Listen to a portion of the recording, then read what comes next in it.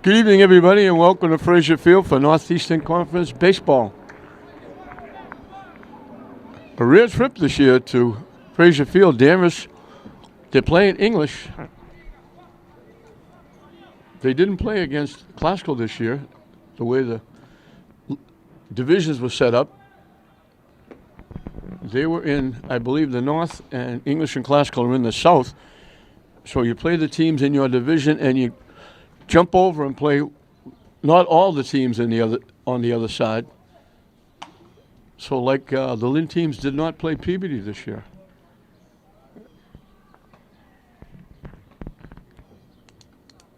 So it's English against Danvers.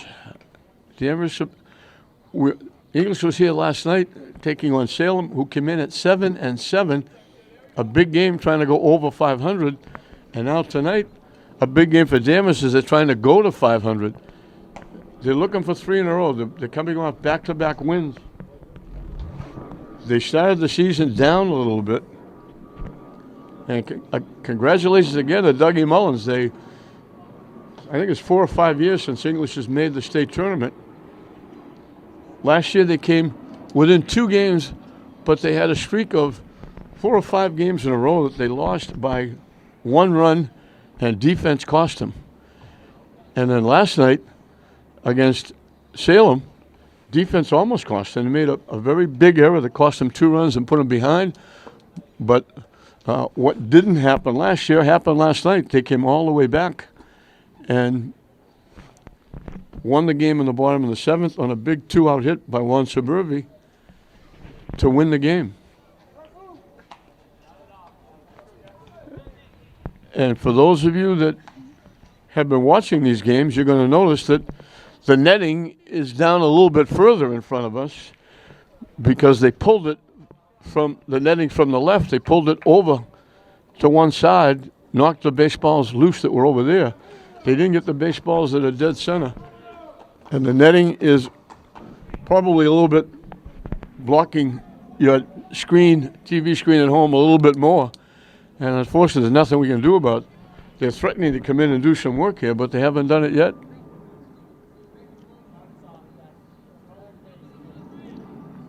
I thought maybe they might come in and maybe at least try to pull the netting away or pull it up, but they didn't. The only thing they did was over to the left.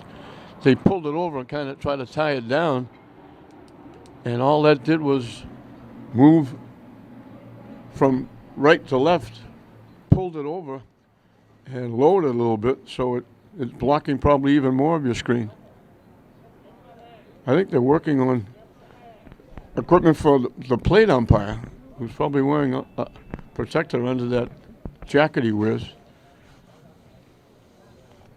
to rest the catcher, and his base umpire is trying to work and help him.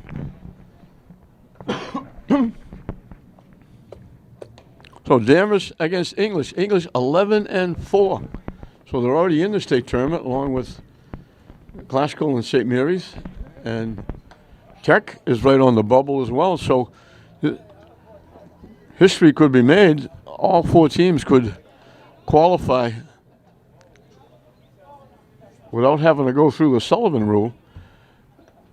Would qualify with everybody winning at least 50% of their games. So we're just about set to go now. Declan Quinn, the left fielder, hitting from the left side, will bat against Nathaniel Espinal, who was on the mound for English. We haven't seen him before on the mound. Down and in for a ball that bounces to the backstop. Sean Secondini is the Danvers coach for the first time. He's the new coach. Roger Day, the longtime veteran, called it a career and a very good one. In for a strike.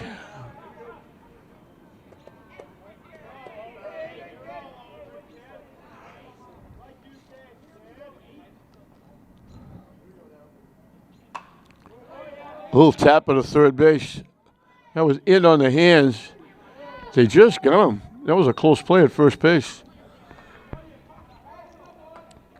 Pena wound up a little bit, but made the play. It was inside. He kind of backed away and almost like a check swing.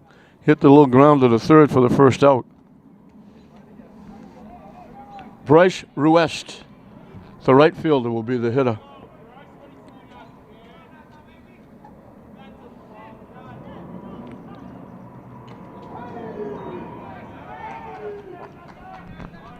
In for a strike.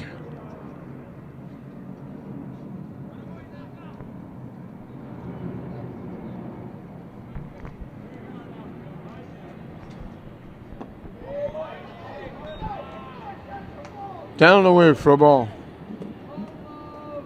Turned out to be a decent night. It threatened rain, sprinkled for a little bit, and as fast as it came, it went. Missing low for a ball.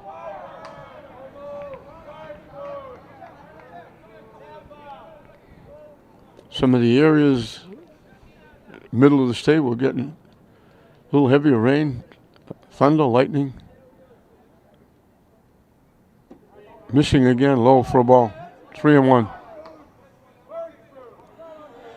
This is a tough stretch for these teams. With all the rain out, this is a makeup game. This is supposed to be played earlier.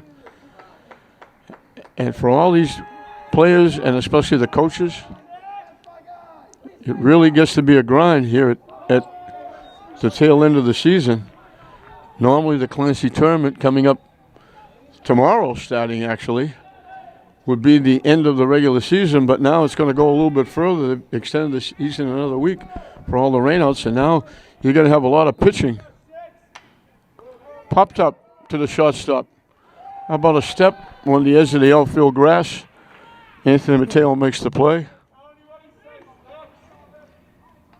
So now English has something like 5 games, or counting the Clancy tournament coming up tomorrow and Saturday, they'll have like 5 games in 7 days, and other teams are going through the same grind.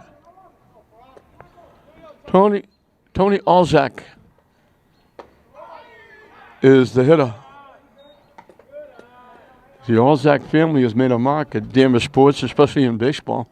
And there's another one still left to play. Ben is a junior. Tony is a senior. Right back to the mound. Nice pick. Nice inning by Espinal. He was falling away to his first base. He backhanded a little bit. He winds up with a 1-2-3 inning. And English will have a chance to get on the board first. For Danvers, it will be Ian Poskowski on the mound, and he'll face Jomar Moretta. Normally either the shortstop or the pitcher. He's DHing tonight, leading off batting for the pitcher, Espinal. The left fielder, Andy Danvers, will bat second. Batting third and playing right field, Eric Ubri. The center fielder, Jose Morel, will hit number 4. Batting fifth and playing first base, Juan Suburvi.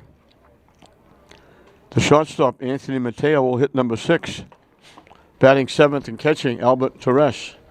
The second baseman, Claudius Prondas, who got that 2-run rally started last night when they scored a couple and pulled the game out of the fire last night against Salem. He's the second baseman, batting 8th. And Luis Pena, the third baseman, will hit number 9.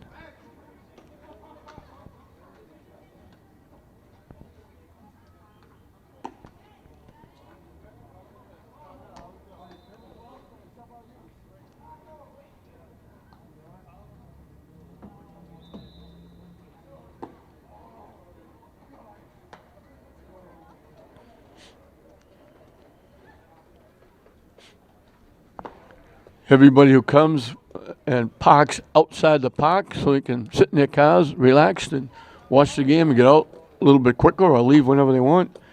Got here and said, what do you mean Navigators put up most of their signs? There's only room for a couple of cars out in right field.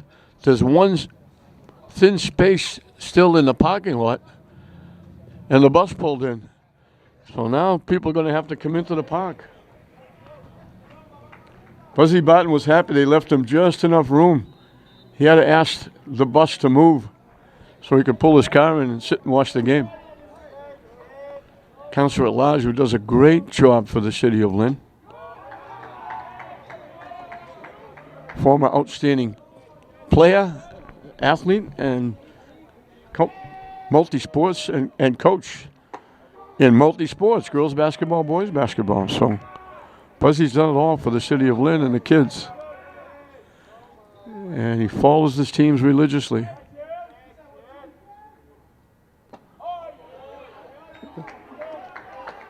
The sad part, he was here last night and left prior to English pulling the game out of the fire.